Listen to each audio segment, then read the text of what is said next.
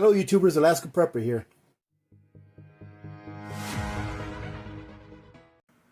I thought I'd show you the 3 different methods of dry canning today. If there's a 4th one out there, someone please let me know in the comment, because I would love to know if there was a 4th one. But I know of 3 that are effective, and all 3 are different. So stand by so I can show you what I'm up to.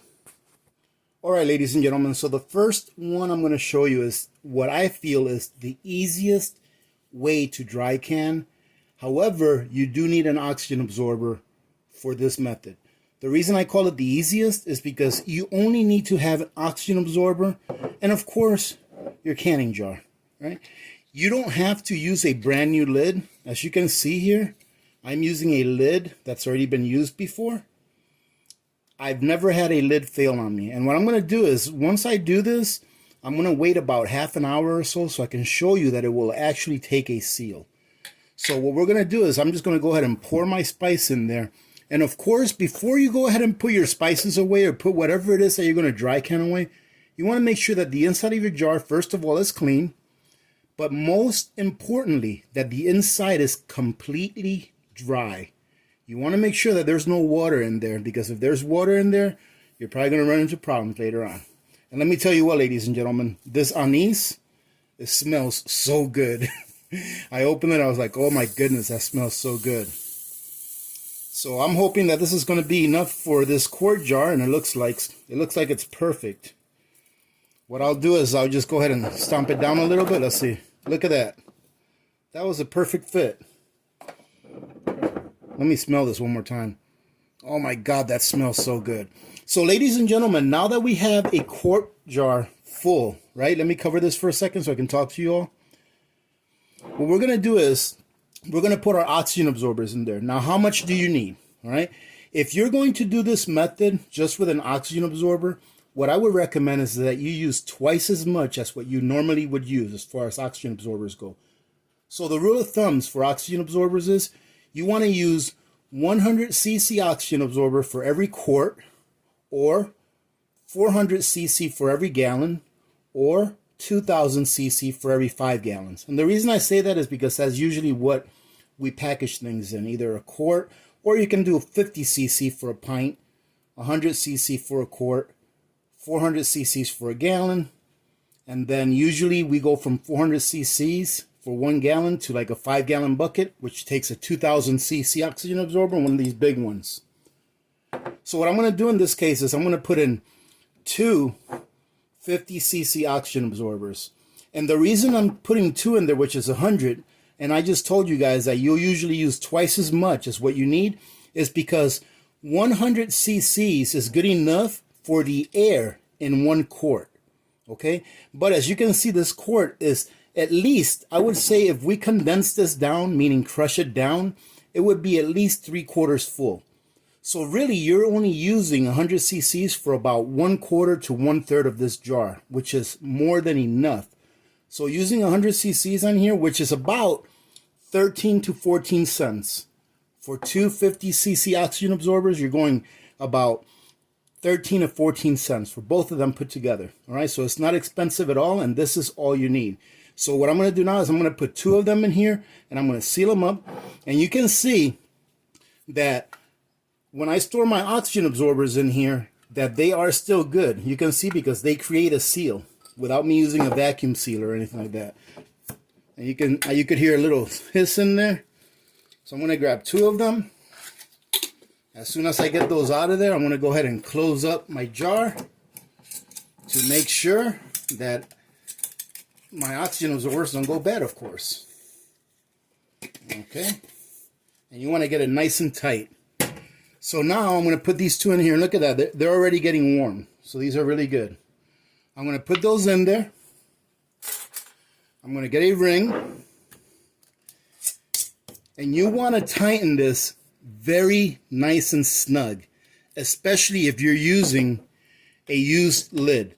You can use a new lid if you want, but like I said in the past, I've always used lids to do my dry canning, and I've never had a fail. So what I'll do is at the end of this video, while this has been sitting to the side there, getting the oxygen inside absorbed, by the oxygen absorbers, it should create a seal in about 20-30 minutes. I'm going to take the lid off to show you guys, or I'm going to take the ring off to show you guys that it's got a seal. All right, so let's go ahead and go to the next one. Okay, ladies and gentlemen, so the next method of storing your dry goods is by vacuum sealing it with a food saver and a food saver attachment. They sell these food saver attachments in wide mouth and in regular mouth jar sizes, right? And when you purchase these, what you'll find is this, that they come with the attachment along with a tube that you connect to your food saver. I would say that every food saver out there, even the least expensive ones, will have the food saver attachment port so that you can dry can with mason jars. And it is very simple, as you would imagine. Now, there are two things that you can do with this method. You can just put it in there without an oxygen absorber, or you can put it in there with an oxygen absorber. I'm going to go ahead and put this in here without an oxygen absorber just to show you that it's just fine. And you can take my word that I will not put an oxygen absorber in here after the video is over. Actually, I'm going to date it, and maybe I'll show it off to you guys here in a year or so, open it, and let you know how it smells and everything. And what we're going to put in there is we're going to put in our cloves.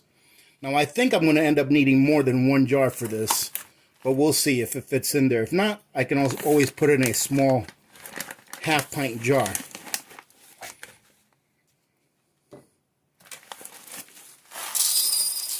Okay, so we've got it full to the, I would say, half-inch line.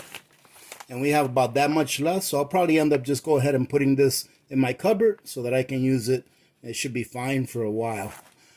To tell you the truth, the ones that I already have in my cupboard, the one that I use for when you saw me do my my avena, I've had those in there for years in their original packaging, and they're still good. So these will last a very long time on their own. So I feel very safe with doing this without an oxygen absorber. And ladies and gentlemen, this is how easy it is. You put your lid on here. You just want to make sure that it's centered properly. When you put your attachment on it, you don't want to put it at an angle. You want to go straight down and then bring it down until it seats. If you do it at an angle, there's a chance that you may take the lid and push it to the side a little bit, and then you're going to have to start all over again. Okay, so now that everything is attached, all I'm going to do is make sure that this button over here that says dry is pushed, and then I'm going to go ahead and start my vacuum sealing. All right, now that it's done, what you want to do is you want to make sure that there's no more pressure in this line. So what you do is you lift this up, and it will let whatever pressure's in that line out. Now you can take your line off. See, there's no pressure in there.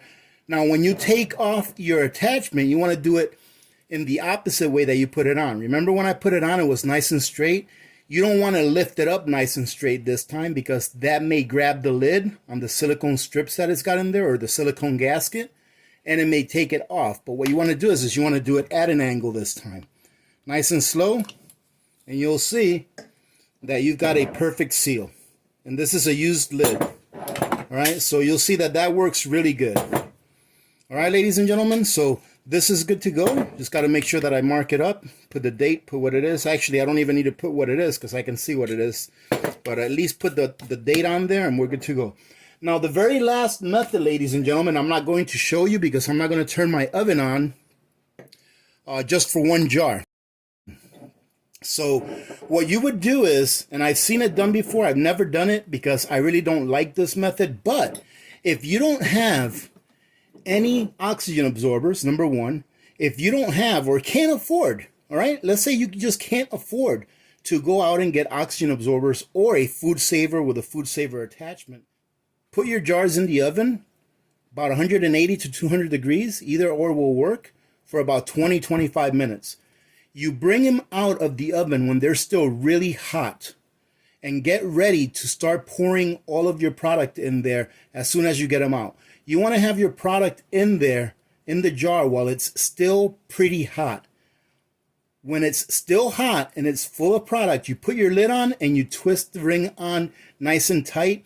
And what will happen is when the temperature from inside of the jar and the outside, the ambient temperature outside neutralize, it will create a negative pressure seal. right? There will be some negative pressure in there, because this is what you have to think about, ladies and gentlemen. Let's say this is an oxygen molecule, right? Or air, whatever you want to call it, oxygen, air. This is what it looks like when it's really warm, okay? Not like this. When it's really warm, it's big. When it gets colder, it starts to shrink. All right? So when your temperature inside the jar is really hot, the air in there is taking up more volume of the space inside the jar. When the temperature starts to neutralize from the temperature inside and outside, meaning the temperature starts to get cooler, the oxygen molecules start, or the air in there starts to get tight, and that is what creates a negative air pressure inside the jar, which is what helps to create a seal. Now let me go ahead and show you an example. That way you guys can see exactly what it looks like in there as if it was oxygen. All right, ladies and gentlemen, I'm going to hope to give you a good visual on this. Let's see. This is probably the best side. All right. This is an air molecule, oxygen molecule, whatever you want to call it, right? This is just a marshmallow. But for those of you that don't know, marshmallow is mostly air. So there's thousands and thousands and thousands of little air pockets in here. Okay? So this is what's going to happen when you dry can. This is what makes this jar have a negative pressure, negative air pressure inside of it. What's going to happen is this marshmallow, since it's mostly air, is going to get about twice or 3 times as big inside the jar when we vacuum seal out the air. And that's what creates the negative air pressure. Watch this. We're going to put our lid on. Let me put it over here so you guys can see it better. There you go. Actually, you know what? Let me go ahead and increase the size. All right. Oh, that's perfect.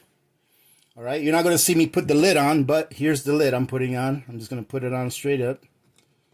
Just like before. I'm going to put my attachment on, and you're going to hear the food saver going as this goes.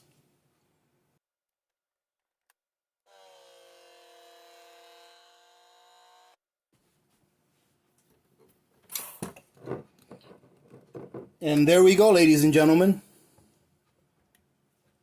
See how much bigger that is? Look at how big it is in there. It's about twice the size. So that is what creates a seal. Or that's the, I don't know if you can call it the science behind it, but that is what creates a seal. You see that in there? Now the air in there is kind of like wanting to contract, and it's creating a seal. So this is one of the ways that you can preserve your food by dry canning, and this is how it works. All right, this is how it works. This is how it keeps that seal on the jar. Now, this is similar to what happens when you dry can using the hot method, by putting them in the oven and then putting your product in there and then putting your lid on and tying it really tight. That's similar to what happens. Okay. So ladies and gentlemen, that's about it. I hope you guys got something out of this. I know this is a quick video, but I didn't want to make it too long because these are very simple methods of dry canning, and the only 3 methods really that I know of, unless I'm missing one. All right, and if I am, please let me know. All right, so that we can all learn from the comments down below. All right, ladies and gentlemen, so don't be afraid to dry can at the very least. And now you know that if even you don't have oxygen absorbers and or a food saver with a food saver attachment to dry can with your jars, that you can still do it just by using jars that come out of the oven. However, ladies and gentlemen, I will say this. I will always recommend that you use oxygen absorbers. And in my opinion, the very best way to dry can is by using the food saver attachment with an oxygen absorber. I know I've done videos in the past where I only use an oxygen absorber. I've been doing like that for a very long time because it's so easy, but because it does work. All right, but if you want to be on the very safe side of things, you should go ahead and use a food saver with an oxygen absorber combination, and I think that's the best way of dry canning that there is. All right, ladies and gentlemen, thank you very much for joining in. I hope you got a little something out of this, especially for you guys that are just starting out with prepping. I want you guys to know that you can do it without having to spend a lot of money.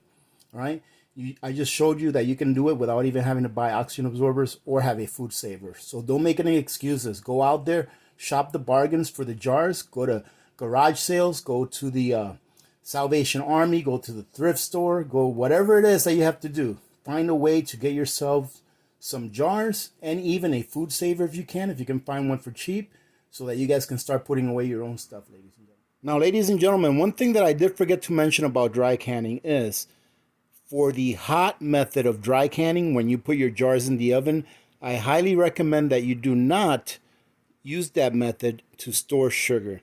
The reason I say that is because the sugar can melt if that jar is hot enough. And if you do use this method to store sugar, i.e. the method where you use the food saver attachment, do not put an oxygen absorber in there, because if not, your sugar will get hard as a rock. Having said that, remember to be good to each other. When good people do good things happen. Remember to reach one, teach one, and repeat. If we all did this, the world would be a better place, and you know that it will be a better place. Many blessings to all of you and your families. This is Alaska Prepper. I'm out. Guess what, ladies and gentlemen? I was almost done editing the video, and I forgot to show you guys that this sealed just by using oxygen absorbers. So it's actually been a lot more than half an hour. It's probably been like, I don't know, an hour and a half, almost 2 hours. But I came back to it, and I can see already that the lid got sucked in. All right, because like I said, 100 cc's in there is a pretty good amount. And I should get... Now, one thing that I don't like to do when I do this, but I'll do it now and see if it holds, is a lot of times it takes a while longer than an hour or so for it to create a really tight seal. Usually I can go ahead and tip it down like this and it will hold. But the longer that you have it with the ring on, the better of a seal that it's going to do, because the oxygen absorber is still doing its work. But, let's see. Yes, this is good. Let's see. And I'll try to pick it up like this. Sometimes when I do this, it will fail, but it does have a seal. And there you go. Yeah, it's got a good seal. Like I said, it's been an hour and a half, almost 2 hours. So you see that, ladies and gentlemen? You don't need a food saver if you just have oxygen absorbers. And you don't need a food saver or oxygen absorbers if all you have is a jar with lids and an oven to heat these up. However, my favorite way to do it is to put oxygen absorbers in here and use the food saver as well. That way, I think you mitigate anything going wrong, all right? Because you use your suction and you're using your oxygen absorbers as well. All right, ladies and gentlemen, thank you very much. You guys have a great day.